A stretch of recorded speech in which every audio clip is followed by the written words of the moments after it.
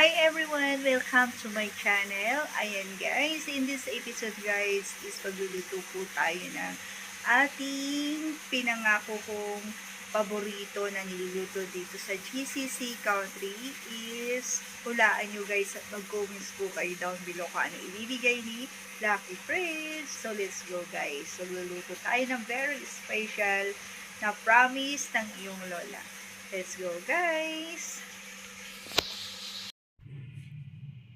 Hi everyone, good morning. Good morning to all my viewers and subscriber. Magluluto po tayo ngayon ng chicken wings. Ayan, may ingredients na butter, 4 eggs, tomato. Lagyan natin ng carrots kasi walang patatas, ginger, onion, and garlic. And also, mayroon tayo ditong biryani rice at yogurt. So, laban na yogurt sa iba. Anyway, guys, ito na yung aking promise sa inyong lahat. Hulaan nyo, mag-comments lang down below kung ano ang aking lulutuin. Hi everyone! Good morning! Welcome back to my channel. It's me again, Zaidi Galsote or Galsote Family. Hurry up! Ang ating this episode ay magluluto po tayo ng ating very simple lunch na kagaya ng pangako po sa inyo sa Super Tipid Budget Meal na magluluto ako ng chicken biryani rice. So, we can try kung anong nandito lang na mga ingredients is gagawin po natin na abot nating makakaya sa affordable budget ng ating iluluto. Ayan. Ito yung mga binigay ng ating Lucky Fridge, no? So, ito yung binili ko na 1 pack of chicken. This is only 9 real na iluto na yung kalahati. So, ito yung natitira. Since the chicken wings ang paborito ko, ito na lang gawin natin magiging chicken biryani at lalagyan din po natin ng egg. Ayan guys. So, but anyway guys, at mayroon din po ako dito na binigay sa akin ng chicken, ay ng biryani rice, no? Hindi ko alam kung Indian rice ba to or what. Basta ikalahati lang natin to or iluto na rin natin to lahat or kalahatiin lang, no? At ibabad muna natin dito habang nagpapakulo tayo ng tubig, guys. So, tara na.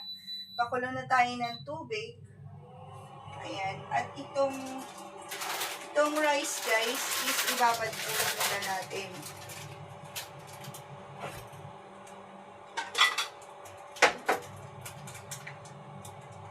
So, kuha lang tayo ng hanggang pang dinner time. Ayan, guys. Puro kalahati lang.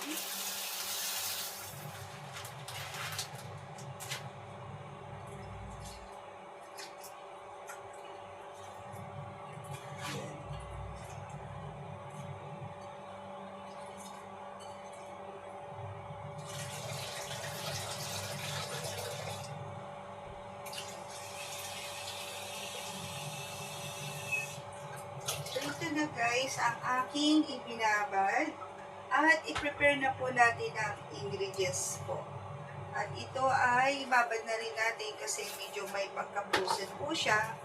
Ayan. Kung pwede natin hiwain ng isang chicken wings pero wag na hayaan na natin siyang buo. So ito, iluluto ko po siya ng good for lunch and for dinner. Ayan. Paabutin na lang natin siya hanggang dinner. Nagluluto po ako guys kasi natatakot ako baka biglang mawala ng electric dito kasi ayan na naman, nag-start na naman po ang New Year, ang disaster dito sa Qatar. So, yun na guys, magdamag po talaga ako, hindi nakatulog. So, talaga idaan ko na lang sa aking pagluluto. So, we have ingredients na tomato, and lalagyan ko na ng carrots kasi wala po akong potato. Ayan. Ginger, onion, garlic, chili, and lemon, and butter. Ayan guys. And also, itry natin itong laban. Dapat yogurt to eh. Let's see kung kakayanin ito. Kung i-check ko muna po guys. So, since na parang konti lang yata itong rice, ilahat na lang natin po to. Ayan, ilahat na natin kasi para makapag-share tayo sa kanila. Ayan guys. But anyway guys, lagyan natin ng oil, yung pinapakuluan natin tubig. Konting-konting oil lang para hindi magdidikit-dikit yung kanin. Ayan. So, itong biryani rice mga mamis,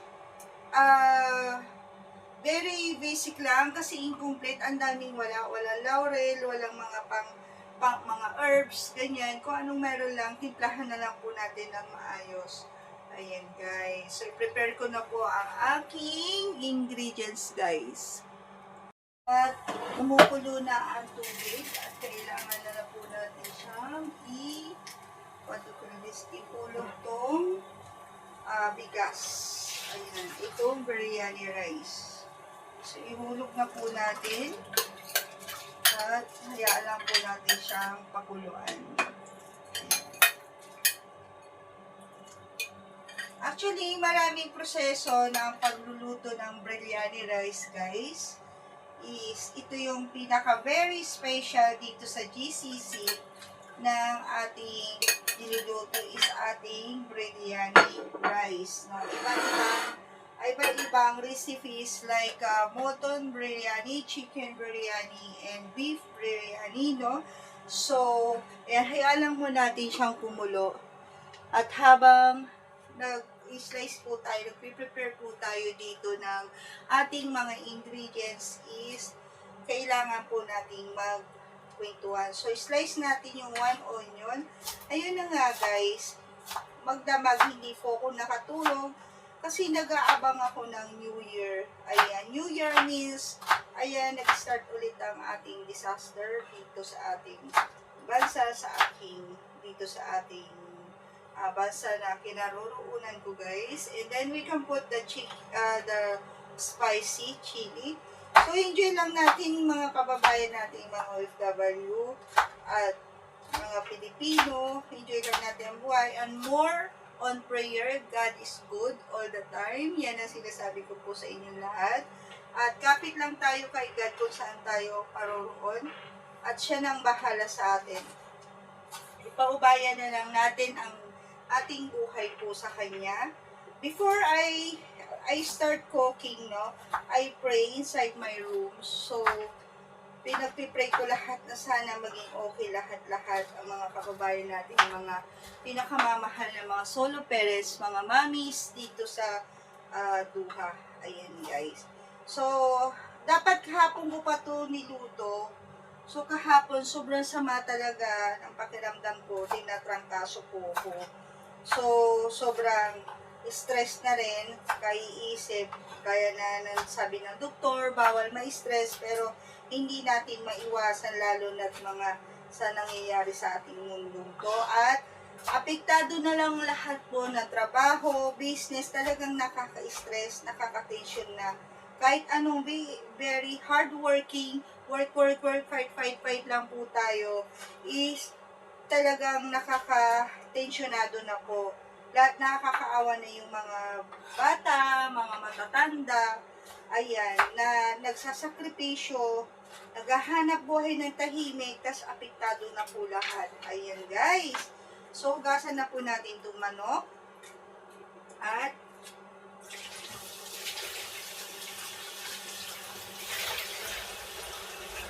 ayan. So, siya nga pala guys, yung pinapakuluan ko na to, nilagyan ko po siya ng ng oil para hindi dumikit at halu-haluin lang po natin siya. Ayan. At pag nakita na natin na medyo malambot na siya, saka natin siya tatanggalan ng tubig. Ayan na nga guys, iba-iba ang estilo ng pagluluto ng ating biryani rice. Ayan. Ang ating kagaya ng Bangladesh ng pagluto ng chicken biryani. So, I will try this one. Okay, the mix na ng pang biryani, no? Mayroon siyang isang sachet. Ayan. Supposed to be, ito kasi incomplete na, ibubuhos lang natin dito. Actually, mayroon po ako dito mga seasonings na ng mga spices. Pero subukan natin tong ingredients ng Bangladesh style ng biryani rice. Ayan guys. So, ayan na. Na-prepare ko na ang ating ingredients, tomato, ginger, and carrots. At lagyan natin siya ng butter. Ayan, umapaw na siya. So, yan. Kung nakikita nyo guys is kumukulo na yung ating rice. So, let's see kung kaya natin itong iluto. Ayan. So, medyo okay naman na. Ayan guys. So, saka na natin igigisa ang ating konti pa. Ang ating mga ingredients guys. Ayan. So, tayo lang po natin ng maluto mga ingredients.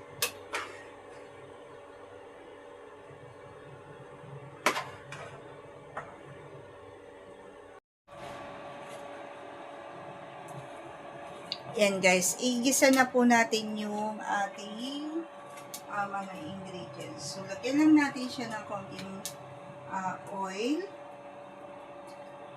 Yan guys. So, ilahat na natin ito. Wala naman na.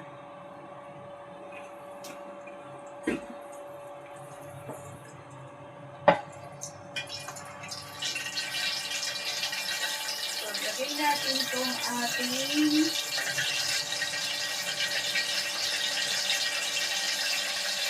onion and chili. Ayan. Pasabay na po natin and also the ginger. Ayan. Pag nagisaan na lahat, ayan. May kanya-kanya tayong diskarte ng pagluto. But I mean it na talaga incomplete po ang ating ingredients. Ayan. Wala akong laurel, wala akong star anise, wala ako ng pampabango. But it's okay kasi haluan na lang po natin siya ng complete ingredients dito. So, i-try natin itong product na to. Pero maglalagay pa rin tayo ng other condiments guys. Ayan. So, this one, okay na rin to. So, isa lang po natin to guys. Very quick lang. At ito, kailangan ko pang hiwaan to ng maliliit para yung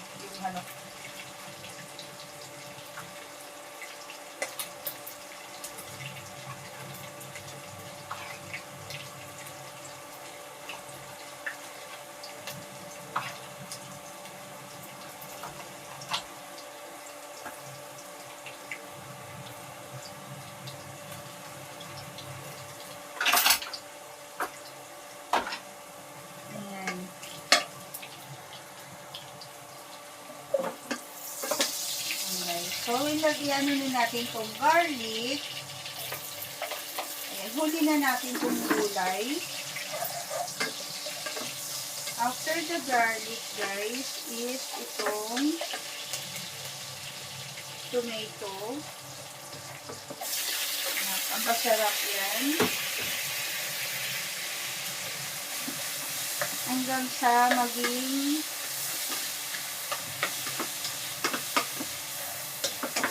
maluto po siya. Masarap to kung may salad na cucumber and gawa tayo sana salad repolyo. Kaya lang walang salad. Partner lagi ng biryani rice, chicken biryani, lahat ng klaseng biryani is supposed to be we have a salad. So, tomato. If you don't have a potato, kung anong mayroon lang, carrots, it's can. So, different dishes, no? Indian, Bangladesh, Pakistan, different po yung timplado nila at Filipino dishes also. Ayan, may kanya-kanya tayong pagtimpla. Pero yung properly ng Arabic biryani, no? Ito yung pinakabigas nila dito sa GCC country is like mga moton, ayan, kambing, or baka, beef biryani, mutton biryani, chicken biryani, at meron din tayong fish biryani. So, Depende kung gusto niyo ng fish. So now guys, ulog na natin tong ating chicken wings. Ayan. Siguro ang budget po nito guys, kung susumahin ko kasi kalahati lang yung, ang 1 pack of chicken is 9 reals. So half lang yan. So make it 4 reals to. Plus I put the 4 eggs, 2 reals. So nasa 6 reals na. And also the rice, kasi free na yung rice na binigay. At also yung 2 real, ay 3 real yata, 2 real yung 1 pack of sauce. So, ayan lang po natin kung kumulo. Ayan, lagyan lang po natin siya ng salt. Ito, pinapakuluan para bumango. Ayan guys. Lagyan lang natin siya ng salt. At itong ginger, no? Ginger powder. And chili flakes. Ayan. Itong mga chili, lamihan po natin. And also paminta. Ayan. Lagyan na rin natin kasi yung nakamix doon, iba yung lasa niyan. And also, itong garlic powder. Ayan. And also, a little bit of sugar. Brown sugar. Ayan. Konti lang. And also, itong magic sarap. Alam nyo guys, talagang kung nakikita nyo malungkot yung mukha ko. Nalulungkot po ako sa nangyayari na ngayon. Grabe ang takot ko kanina. As in, super grabe yung takot ko. And also ito. Lagyan lang natin siya ng konti. Ayan. And also, patakan na rin natin siya ng konting, ay, ano ba yan? Lemon. Ayan. Lemon. So, patakan lang po natin to. Ayan. And then, halo-haloan lang po natin. Ayan. So, lagyan lang natin ito. Haluin lang ng haluin. Lagyan natin ng konting, ito, try na natin to ilagay yung laban, yung milk. So, we can put this.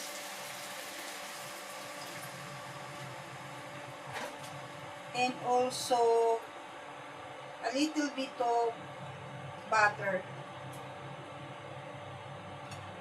Ayan. We can put the butter, guys. Para masarap siya. Ayan. At mamaya, last na itong 2 eggs.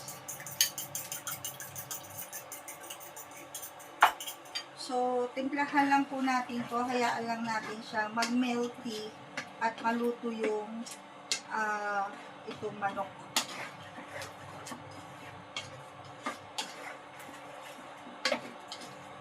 Ayan. So, lagyan natin itong ito guys, yung powder na pang biryani. Ayan guys.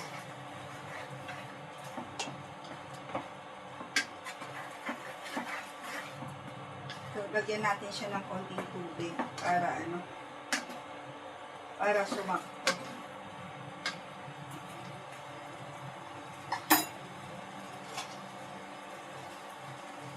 Ito natin.